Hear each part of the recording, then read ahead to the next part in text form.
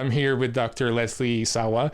Did the results of that study surprise you at all? Not at all. One of the major things that we see with cats, adult cats, when they come in, is that they are overweight, and it's one of the things we talk about probably in almost every appointment with our clients.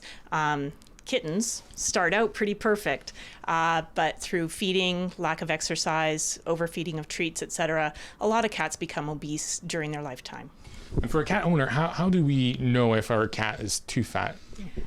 When you look at your cat, you should be able to kind of feel the ribs, see maybe a little bit of an indent here in the abdomen, and their head shouldn't be like a whole bunch smaller than their body, you know. So it's definitely you'll probably know, but we body score every animal that comes in based on a chart, and that chart kind of describes how the cat should look, and most cats are above the average weight. And can you talk about the secondary consequences of having an overweight cat? Absolutely. Overweight cats have a tendency to develop arthritic problems in their joints because they're too heavy. They develop diabetes. They are more prone to liver disease. They often will have more issues with cleaning and grooming because they can't clean themselves. They're so big. So they'll get mats and have problems down in the hind end where they can't clean themselves like they normally would.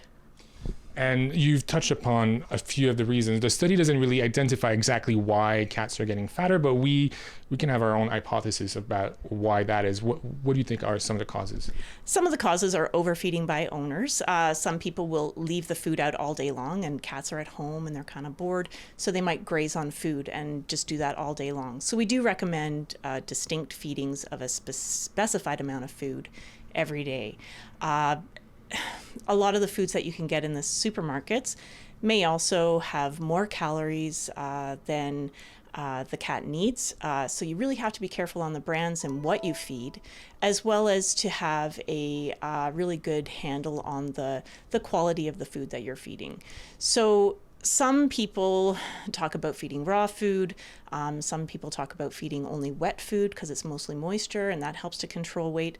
There are a lot of things that you can do, especially if your cat is overweight, to reduce it. There are special veterinary foods that you can use, but in general, you should always ask your veterinarian what the recommendation for your cat would be.